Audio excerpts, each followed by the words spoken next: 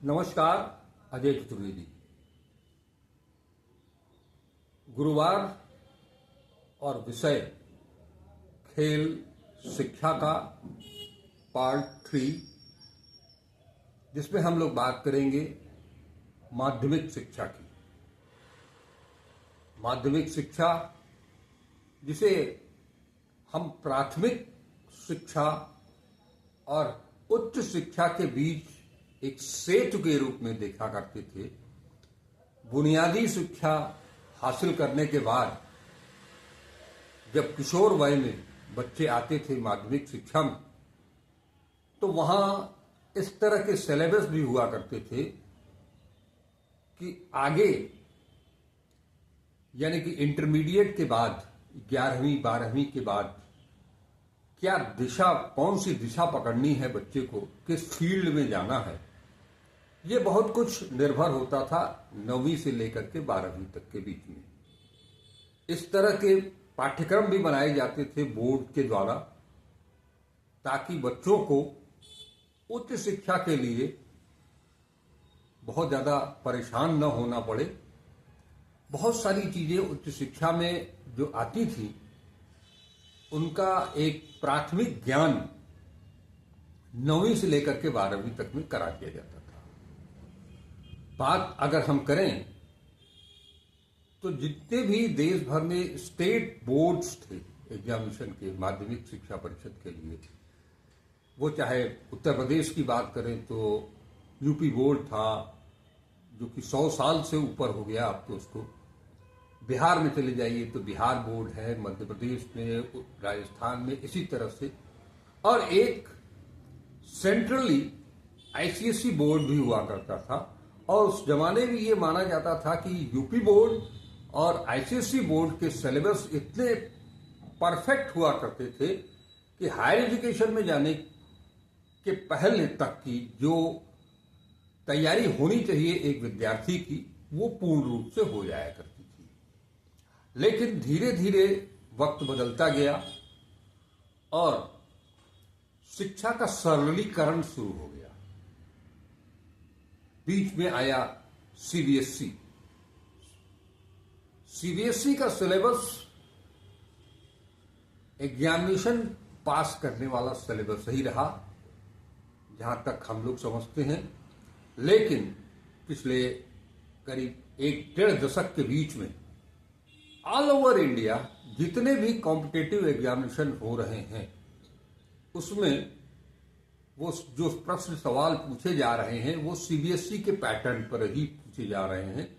लिहाजा ICSE board की तरफ छात्रों की संख्या घटती चली गई। यूपी बोर्ड की अगर हम बात करें, हम लोग उत्तर प्रदेश से बिलोंग करते हैं, तो यूपी बोर्ड ने भी सीबीएसई को ही अडॉप्ट कर लिया।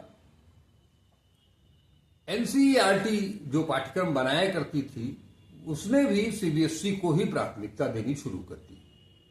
इसके बाद शिक्षा का स्तर माध्यमिक स्तर से ही धीरे धीरे माध्यमिक या प्राथमिक पर हम लोगों ने बात की और ये बताने की कोशिश की कि आज प्राथमिक विद्यालयों की, प्राथमिक शिक्षा की क्या दुर्गति हुई है।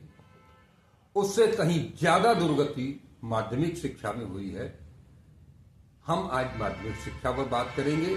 हमारे साथ हैं प्रोफेसर महेश विक्रम जी, जिनका शिक्षा पर बहुत बड़ा काम भी है। आप आंदोलन भी चला रहे हैं शिक्षा को लेकर के, शिक्षा को बचाने को लेकर के। आप भी ये चाहते हैं और आप जैसे लोग भी ये चाहते हैं कि शिक्षा को शिक्षा रहने दें, केवल एग्जामिनेशन पास करने की एक टेक्निक बना करके न छोड़ दें। केवल नंबर गेम का यहां भी जो शुरू हुआ है, केवल नंबर गेम तक शिक्षा नहीं होती है। शिक्षा उससे अलग भी है, उससे ऊपर भी है। सर ठीक है अजय जी। हम लोग ने पिछले अपने अंक में प्राइमरी और मिडिल एजुकेशन तक की बात कुछ रखी, उसके जो खास बिंदु हैं जो हम लोगों के लिए चुनौती बन रहे हैं।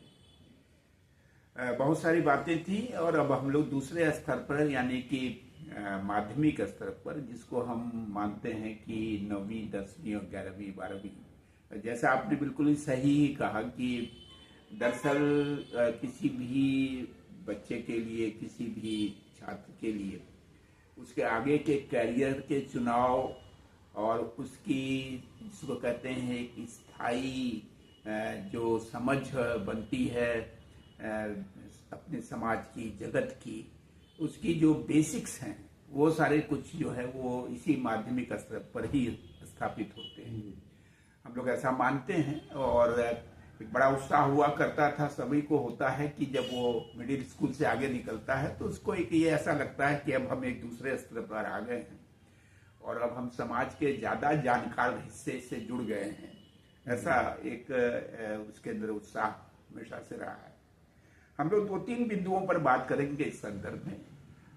एक पहला बिंदु जिससे बातें आगे बढ़ती हैं, पहला बिंदु ही अपने आप में यह है कि क्या जो हमारे वर्तमान में जो शिक्षण संस्थान हैं, जो कॉलेजेस हैं, हम अगर आज शिक्षा में सुधार की कोई बात करते हैं, शिक्षा में कहीं अगर कोई दोष या कमी थी पीछे, अगर उसको हम उसका निवारण करने की बात करते हैं, तो क्या हम ऐसा कुछ करते दिखाई दे रहे हैं? प्रश्न तो ये है।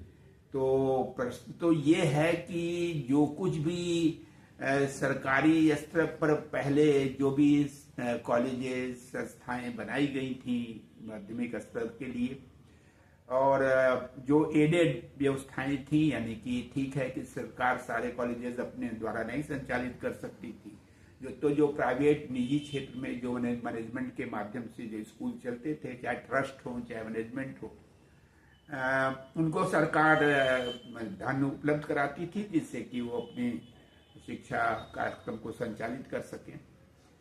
हालांकि इसमें एक चीज मैं जोड़ना चाहूंगा कि माध्यमिक स्कूलों की जहां तक बात है, जो आपने एडेड स्कूलों की बात की, माध्यमिक स्कूल में जहां तक हमने जाना है, क्योंकि मैं भी एक मुदर्रिस का ही बेटा हूं, तो 71 के पहले तक ये स्कूल भी पूरी तरह से प्राइवेट ही हुआ करते थे, मैनेजमेंट ही सारा कुछ देखा करती थी और सारी व्यवस्था मैनेजमेंट के हाथ में ही हुआ करता था। वही क्या अपरेटिस चाहिए, क्या कुछ स्कूल के लिए, बच्चों के लिए जो भी चीजें हैं, यहां तक कि जो शिक्षकों का वेतन भी होता था और शिक्षक और शिक्षणेतर कर्मचारियों का, वो भी, उसका भी जुगाड़ मैनेजमेंट ही किया करते थे। 71 में ये एक नया फार्मूला आया शिक्षकों की लंबी लड़ाई के बाद कि उनको, उन विद्यालयों को सरकार से एड मिलना शुरू हो गया। तब फिर उन लोगों की कुछ आर्थिक स्थिति भी सुदृढ़ हुई और स्कूलों में जो पढ़ाई का स्तर भी थोड़ा उससे ऊपर जाने लगा।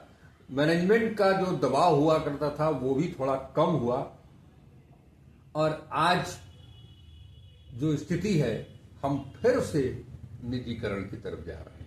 हाँ, तो जैसे कि वित्त विहीन कक्षाएं चलाई जा रही हैं। आपने ठीक याद दिलाया कि शुरुआती दौर में तो कोई सरकारी अनुदान की स्थितियां नहीं थी, लेकिन बाद में अनुदान ही नहीं बल्कि जो भी शिक्षक, जो इस तरह के जो मान्यता प्राप्त जो भी कॉलेजेस थे, उनको सरकार उनके शिक्षकों का पूरा वेतनमान दे और सारी चीजें जो है वो सरकार के अनुदान से मिलने लगी। तो एक सम स्तरीयता शिक्षकों के वेतनमान में और भाई कुछ चीजों में उनके यहाँ कुछ, जिससे और सेवकों की नियुक्ति आदि के संदर्भ में भी कुछ सुविधाएं उनको मिलने लगी। बहरहाल लेकिन ये जरूर था कि चाहे वो एडेड थे या अनएडेड थे, ये हम सब लोगों को याद कर लेना चाहिए कि प्राइमरी हो चाहे वो माध्यमिक शिक्षा हो, जो निजी क्षेत्र में जो स्कूल, ये जो संस्थाएं भी शुरू में चली थी, वो विशुद्ध रूप से उन लोगों के द्वारा प्रेरित थी, संचालित थी, जो देश के लिए कुछ अपना योगदान देना चाहते थे, समाज के लिए कुछ योगदान देना चाहते थे। वो एक, ये तो कहने में कहीं कोई संदेह ही नहीं है कि वो किसी भी प्रकार से व्यावसायिक लाभ के लिए नहीं बने थे। वो किसी धन उगाही के लिए नहीं बने थे। तो एक चरित्र में ही अंतर था पूरे के पूरे उन निजी स्कूलों में भी। और उनके भी जो संचालक थे यथासंभव अपने इस कॉलेज की प्रतिष्ठा के लिए हमेशा बहुत सचिंत रहते थे, ज्यादा समझौते नहीं करते थे बहुत सारी चीजों में। तो यह तो एक उस काल परिवेश की भी बात है कि हम लोगों ने जिस चरित्र को विकसित किया था वो चरित्र धीमे धीमे उसका क्षरण हो गया और चीजें खत्म होने लगी। बात पे लुबेलुबाब हम लोग यहाँ ये पहले समझ लें कि ये जो हम लोग अपने समय से और उसके बाद तक बहुत काल तक, क्योंकि शिक्षा माध्यमिक स्तर पर तो सरकारी कॉलेज बहुत नहीं थे। पूरे जिले में एक आध कॉलेज, 2 कॉलेज हुआ करते थे, वो भी पहले लड़कों के लिए बाद में लड़कियों के लिए भी। तो पूरे जिले में कोई एक आध सरकारी स्कूल या 2, बहुत बड़ा जिला है तो 2-3 सरकारी स्कूल, शेष तो यह पूरा भार जो है वो निजी संस्थाएं ही वहन करती थी। लेकिन शायद ही कोई जिला हो जहां पर ये निजी संस्थाएं हो चाहे सरकारी स्कूल हो, उनकी एक प्रतिष्ठा न रही हो सभी जगह। और गर्व से अभिभावक अपने बच्चों को ऐसे स्कूलों में पढ़ाने के लिए उनको तैयार करता था, उनको प्रेरित करता था। और थोड़ा बहुत 19-20 के अनुपात के बावजूद ये ठीक था कि कुछ स्कूल बहुत ज्यादा प्रतिष्ठित थे, कुछ थोड़ा सा उससे 19 होते थे। लेकिन फिर भी पूरे कुल मिला जुला करके शिक्षा का जो ढांचा था माध्यमिक स्तर पर और जो बोर्ड के माध्यम से उनकी परीक्षाएं संचालित होती थी, तो ये सब कुछ जो है उसका स्तर को लेके कोई ज्यादा समस्या नहीं की जाती होती थी।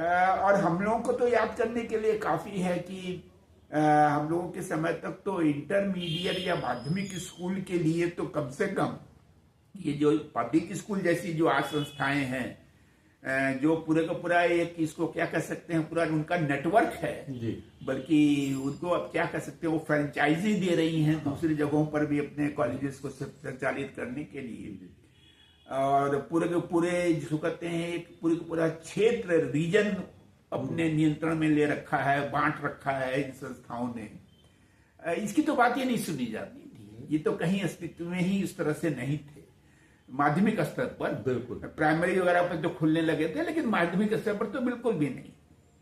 तो कॉलेजेस नहीं, उन्हीं कॉलेजेस में पढ़ाई होती थी। कम से कम उत्तर प्रदेश जैसे राज्य में तो हम लोग अच्छी तरह जानते हैं कि यहाँ की बोर्ड परीक्षाओं की बड़ी प्रतिष्ठा है। बहुत से ऐसे राज्य थे जो कहीं भी उत्तर प्रदेश की बोर्ड परीक्षाओं के समानता नहीं रख पाते थे। बिल्कुल उसमें तो शायद हम मुझे जहां तक याद है सबसे कमजोर एक राज्य गुजरात ही था, जहां पर की शिक्षा का स्तर सचमुच कमजोर था। और लेकिन हमारे उत्तर प्रदेश में तो निश्चित रूप से, और बिहार में भी एक माध्यमिक एक स्तर था और जिससे अच्छे अच्छे बच्चे निकलते रहे, विभिन्न अपनी क्षेत्रों में अपनी योग्यता प्रमाणित करते रहे। तो हम यूं कहें कि क्या हम पिछले समय से आज के जो हमारे स्कूल हैं ये सब, जहां सामान्य रूप से पहले अभिभावक अपने बच्चों को भेजते थे, क्या आज वो उस स्थिति में हैं? तो शायद हमें यह ढूंढना पड़ेगा। और यहां तक कि वो बहुत प्रतिष्ठित कॉलेजेस भी अब जो है वह ध्यान में नहीं आते हैं जहां बच्चा कोई अभिभावक अपने बच्चों को भेजना चाहे। ये पतन क्यों? तो अगर ये पतन है तो ये मान लिया कि पीछे से ये पतन होना शुरू हुआ, जब से भी होना शुरू हुआ, तो क्या हम उसमें कुछ सुधार करने जा रहे हैं? क्या हम उसमें अब अगर ये कमियां या दोष कहीं आ गए हैं तो उसको क्या हम रिस्टोर करने जा रहे हैं, ठीक करने जा रहे हैं? तो ऐसा होता तो नहीं दिखाई देता। जो नई शिक्षा नीति आई है उसमें तो ऐसा कुछ प्रोविजन नहीं दिखाई देता कि वो जो हमारे प्रतिष्ठित स्कूल थे उनको वो पुनः प्रतिष्ठा उनको मिल सकेगी और अभिभावकों का ध्यान फिर से इस तरह के जो हमारे संस्थाएं हैं उनके ऊपर जा सकेगा और वो पब्लिक स्कूलों के लिए जाने में अपने बच्चों को भेजने के लिए विवश नहीं होंगे। उसमें वो अपने बजट से ज्यादा ऊपर खर्चा करने के लिए मजबूर नहीं होंगे। क्या हम ऐसा कुछ करने जा रहे हैं? तो इसका तो सीधा उत्तर है कि ऐसा नहीं है। हमने किया क्या है? थोड़ा बहुत हमने एक सेंट्रलाइज तरीका अपनाने की कोशिश की है ये सारी व्यवस्थाओं के नाम पर कि कॉलेजों में स्तर बराबर करना है। तो किस चीज में हमने सीबीएसई का सिलेबस उसमें लागू कर दिया। हम इसको कह के यह मान लेते हैं कि हमने समान स्तरीय कर दिया। क्या यह समान स्तरीय का परिचायक है? सीबीएसई का भी सिलेबस जिस भी स्तर का रहा हो और कंपटीशंस वगैरह में जो ऑल इंडिया कंपटीशंस होते हैं उसमें उससे जो भी लाभ मिलता रहा हो न मिलता रहा हो, लेकिन वह सिलेबस भी तो बदल गए। अब हम जो 9th और 10th की पढ़ाई को हम 2 भागों में स्प्लिट कर दे रहे हैं। 11th और 12th की पढ़ाई को हम 2 भागों में स्प्लिट कर दे रहे हैं। जो पूरा का पूरा संपूर्ण समग्र सिलेबस 11th 12th का होता था, जो 9th 10th का होता था, और ये माना जाता था कि जब बोर्ड की परीक्षा बच्चा दे रहा है तो वह 9th और 10th का संपूर्ण ज्ञान लेके दे रहा है, 11th और 12th का संपूर्ण ज्ञान लेके दे रहा है। तो उससे जो उसका एक स्तर बना होता था और आगे की परीक्षाओं के लिए जो अब तैयार होता था उसमें तो बहुत बड़ा अंतर आ गया और उसका प्रमाण दिखाई दे रहा है। भले ही उसके नंबर बच्चे अपने उसमें बहुत ज्यादा पाए जा रहे हों, क्योंकि हम लोग कभी सुनते भी नहीं थे वो उस तरह के अंक पा रहे हों बच्चे 99% तक। तो एक तो जो परीक्षा का जो पैटर्न है, ऑब्जेक्टिव जो शुरू हुआ, उसने बच्चे को उस धरातल के उस ज्ञान से तो वंचित करना शुरू कर दिया जो आगे की पढ़ाई के लिए उसके लिए सबसे ज्यादा मजबूत जरूरी था। यानी उसके अंदर विवेचना की, विश्लेषण की शक्ति। मुझे कहने में तनिक भी संकोच नहीं है कि हम लोगों ने हाई स्कूल और इंटरमीडिएट में अगर साहित्य के आलोचना और चीजों को जिस तरह से पढ़ा है वो हम कल्पना भी नहीं कर सकते। उसने हम लोगों को अपने उच्च शिक्षा में भी हमारा अभी तक वह अभिज्ञान जो ज्ञान था वो अभी तक हमारी मदद करता है। हाँ बिल्कुल, आप साहित्य की बात नहीं करेंगे। आप देखिए, चाहे आप मैथ्स की बात करें, चाहे भाषाओं की बात करें, भाषा में चाहे हिंदी हो, अंग्रेजी हो, उर्दू हो, फारसी हो, संस्कृत हो, इन भाषाओं को लेकर के चलिए। इन भाषाओं में भी टेक्स्ट बुक के अलावा आपको जो व्याकरण, ग्रामर की चीजें पढ़ाई जाती थी, उससे एक भाषा भी आपकी समृद्ध हुआ करती। बहुत विज्ञान की अगर बात करें तो मुझे अच्छी तरह से याद है, आपको भी याद होगा कि 9वीं क्लास से ही हम लोगों को प्रैक्टिकल लेबोरेटरी में जाने का मौका शुरू मिलने लगता था और जबरदस्ती कि आप जाओ, चीजों को जानो। इसमें इस बात को जोड़ दें, जबकि संसाधनों की कमी थी जी, जबकि बहुत सारे ऐसे ऑपरेटर्स मिल नहीं पाते थे जो आज आसानी से उपलब्ध हो जाते हैं। तब भी हम लोगों को वह चीजें कोशिश की जाती रही कि उपलब्ध हो और हम लोग उससे परिचित हों। तो यह तो एक बात थी। तो आज जो है तो हमने कुछ बड़े बड़े स्वप्न तो दिखाने शुरू किए, लेकिन उस स्वप्न के लिए जो हमारी तैयारी है, वो तैयारी उसमें कोई नई बढ़ोतरी होती तो दिखाई नहीं दी, बल्कि गिरावट ही लगातार है। और ये क्या कहते हैं, प्रत्यक्षम की प्रमाणम वाली बात है। कोई कहे जबरदस्ती ठूठी बात करे कि हमने ये कर दिया और ये नई शिक्षा नीति में ये व्यवस्था हो गई, वो व्यवस्था हो गई, परिणाम क्या दिखाई दे रहा है? लोग क्यों है, बच्चे क्यों नहीं आ रहे हैं स्कूलों में? बच्चों की इतनी अपैथी क्यों, निराशा क्यों पैदा हुई, उदासीनता क्यों पैदा हुई है? उस पढ़ाई की सार्थकता से उनको विमोह क्यों पैदा हुआ है? और विमोह, एक तरफ जो विमोह बड़े भारी मात्रा में पैदा हुआ है, दूसरी तरफ कुछ बहुत ही सेग्रीगेशन हुआ है। कुछ खास तरह के तबके के बच्चे, कुछ खास तरह के लोग जो समर्थ हैं, जो कुछ विशेष सुविधाएं बच्चों को प्रदान कर सकते हैं देश में और विदेश में, वो उस दिशा के लिए आगे बढ़ते हैं। उनकी रुचि बनती, क्योंकि उनका कैरियर दिखाई देता है, अपनी कहीं भविष्य दिखाई देता है। तो हमारा आम बच्चा, हमारा आम नागरिक के जो बच्चे हैं, उनके अंदर एक तरह की उदासीनता इस अध्ययन को लेके क्यों है? तो बहुत सारे उसके कारण हैं। सामाजिक कारणों को तरह तरह से गिनाया जा सकता है, और उसमें एक बड़ा कारण हम ये भी कह सकते हैं कि ऑनलाइन शिक्षा की भी एक व्यवस्था जो है, इसने भी बहुत ज्यादा नुकसान पहुंचाया है। हमने पिछले उसमें कहा था कि कई देशों ने तो इस पर बहुत गहन विचार किया है और बहुत विकसित देशों ने यह तय किया है कि वो ऑनलाइन पद्धति से बच्चों को बचाएंगे और कई जगहों पर तो उसको फॉर्मल शिक्षा से तो एकदम ही उसको हटा दिया गया, जबकि वो हमारे यहाँ फॉर्मल शिक्षा के रूप में इंट्रोड्यूस किया जा रहा है। दोनों में अंतर है, बिल्कुल। क्योंकि कोई भी नई पद्धति, कोई भी नया संसाधन उपयोगी हो सकता है, लेकिन अगर हम उसको संस्थागत या फॉर्मल रूप दे देते हैं तो फिर उसके गुण दोषों की विवेचना आवश्यक हो जाती है। बिल्कुल। लेकिन हम सप्लीमेंट्री रूप में कोई चीजें ले सकते हैं अगर हमारे पास साधन है तो, लेकिन हमारे जो माध्यम है उस मूल माध्यम के विकल्प के रूप में उसको अगर हम प्रस्तुत करना शुरू करेंगे तो निश्चित रूप से एक बहुत बड़ा क्षरण उसके साथ जुड़ा हुआ है। तो ये तो विकसित देशों ने जो लगातार अपनी शिक्षा पद्धति को रिवाइज करते रहते हैं, रिव्यू करते रहते हैं, उन्होंने तो ये अनुभव किया। डेनमार्क और स्वीडन जैसे, फिनलैंड जैसे देशों ने और न्यूजीलैंड ने भी, जैसे उन्होंने कि भाई ऑनलाइन को एकदम प्रतिबंधित रखा जाएगा, इससे हमारे जो बच्चे हैं उनका जो पूरा समग्र विकास वो बाधित हो रहा है और शिक्षा से भी जो चीज उनको मिलनी चाहिए थी वो उससे वंचित हो रहे हैं। तो ये एक बात तो है।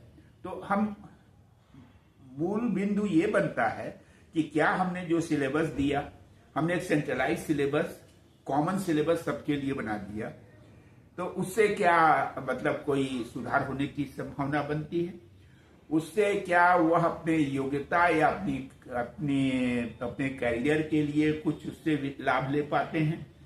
जैसे एक बहुत सीधी सी बात है कि अब सारे अधिकांश जो टेस्ट हैं वो राष्ट्रीय स्तर पर किए जा रहे हैं।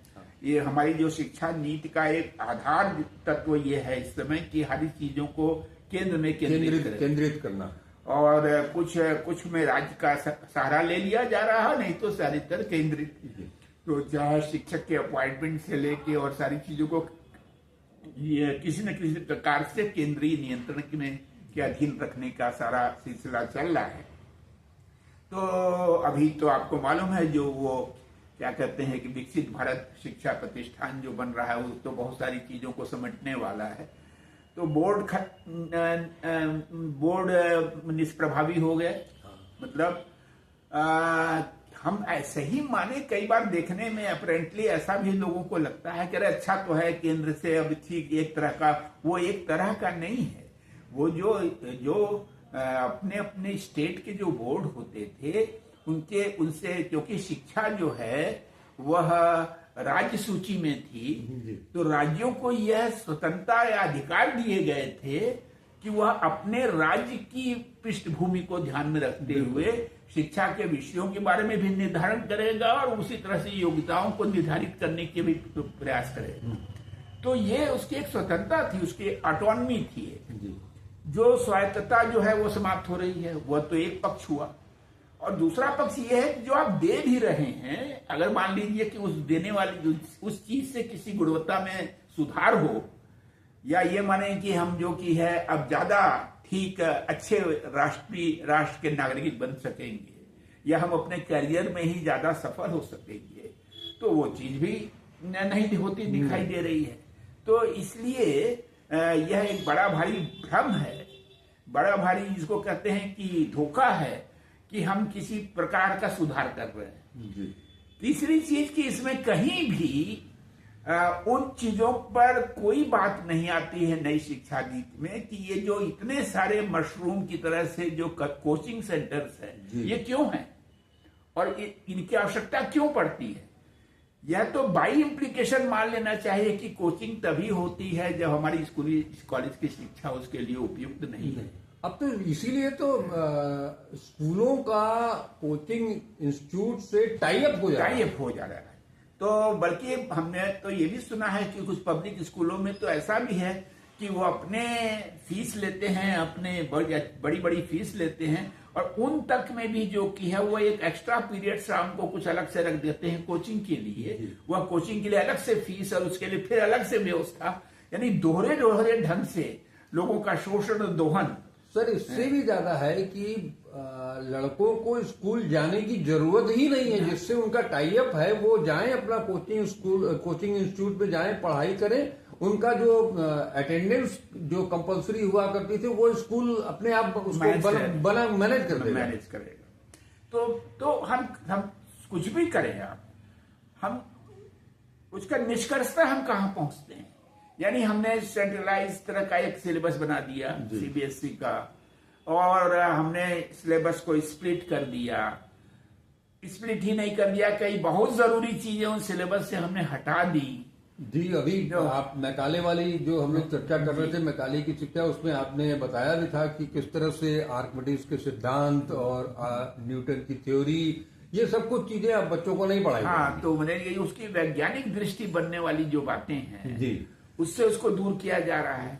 और दूसरी तरफ हम उससे ये अपेक्षा करें कि वो अपने कैरियर में बहुत जो आजकल के एडवांस टेक्नोलॉजी है और इन सारी चीजों के बारे में आगे अपने को तैयार कर लेगा। जब उसके बेसिक्स ही नहीं बन पाएंगे तो आगे क्या तैयार करेगा। तो ये अपने आप में इस बात का प्रमाण है कि इतने कोचिंग सेंटर्स मशरूम की तरह से बढ़े हुए हैं। इसका मतलब यह है कि हमारी जो शिक्षा की नीति है वह बाजारोन्मुख है, बाजार के लिए बनी है, न कि हमारे सामान्य विद्यार्थियों, छात्रों के लिए, अभिभावकों के लिए। तो यह एक बहुत ही प्रासंगिक बात है।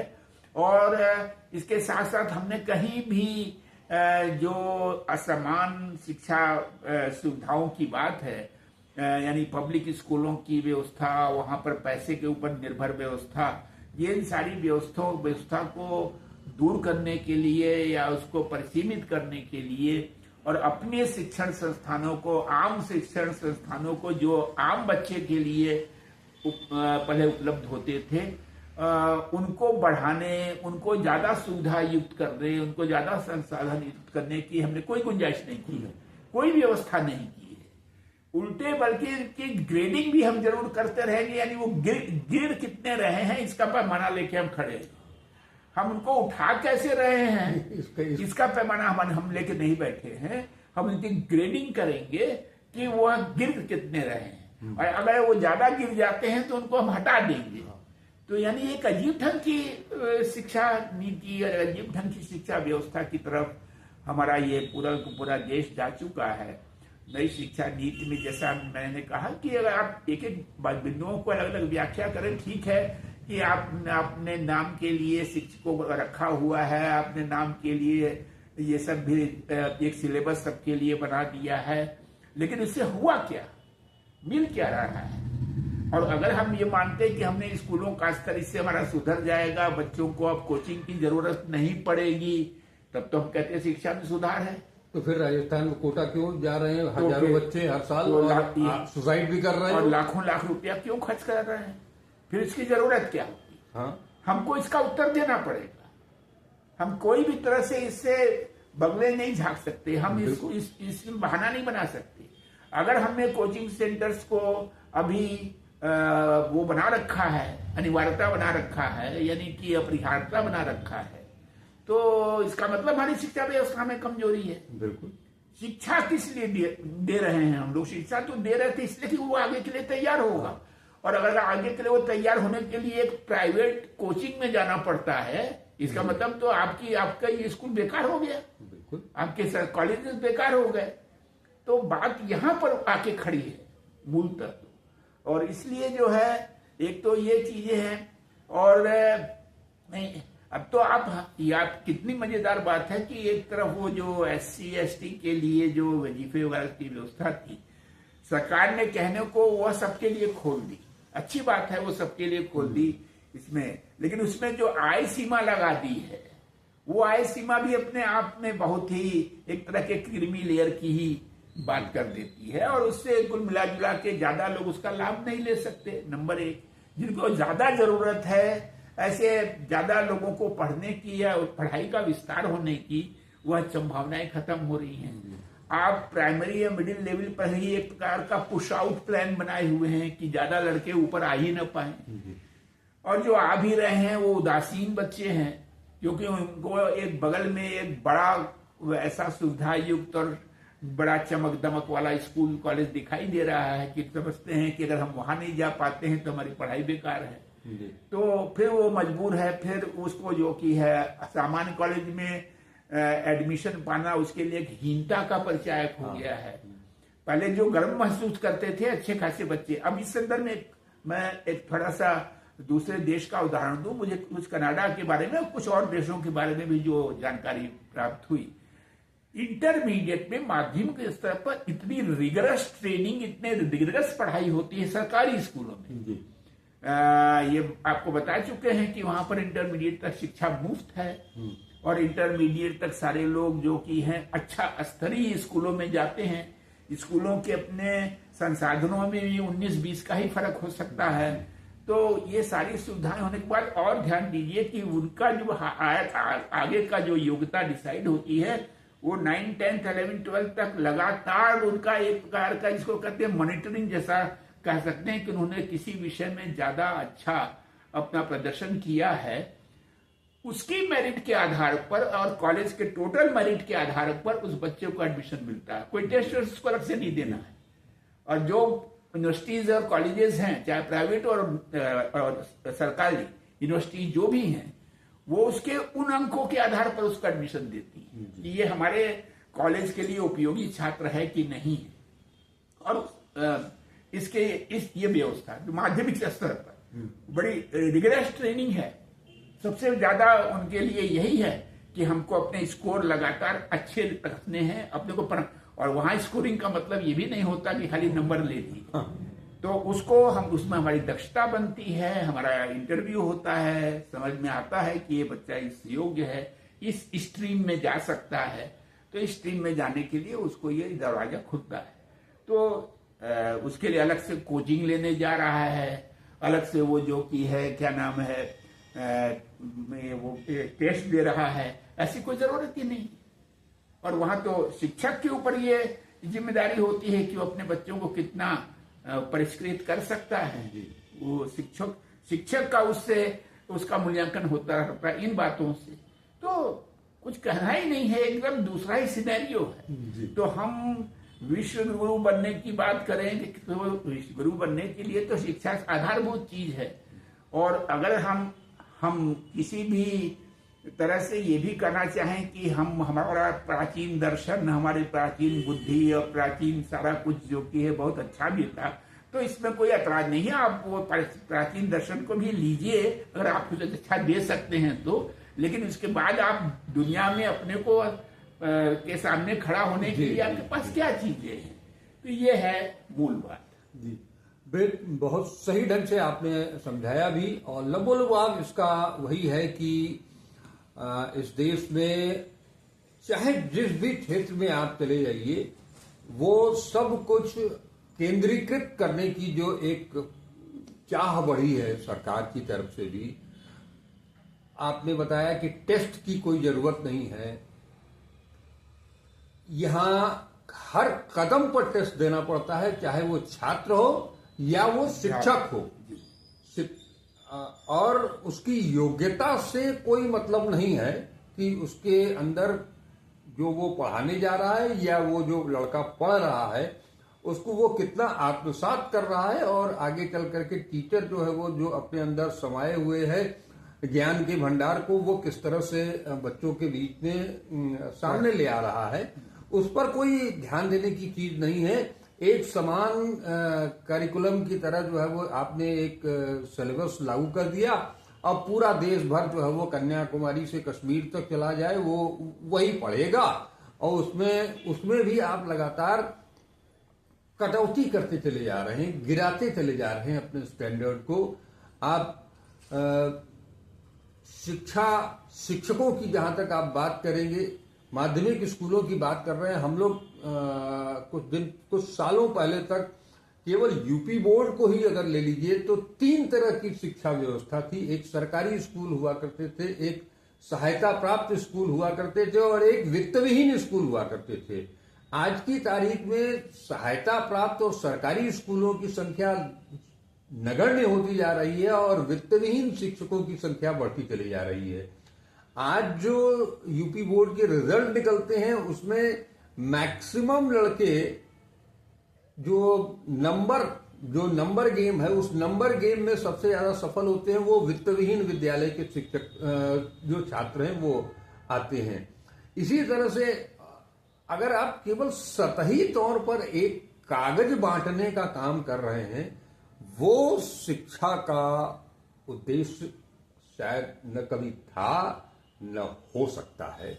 अगर आपको आगे चल करके अपनी शिक्षा के स्तर को बढ़ाना है, अगर छात्रों को मेधावी बनाना है, और जैसे बीच में आपने कहा कि अगर वास्तव में हमको विश्वगुरु बनना है तो उसके लिए शिक्षा की बुनियाद से लेकर के और ऊपर तक के एक पूरे ढांचे में परिवर्तन आप कर रहे हैं। वो क्या कर रहे हैं वो अलग चीज है, उस विषय पर हम विवादित मामलों पर हम नहीं जाना चाहेंगे।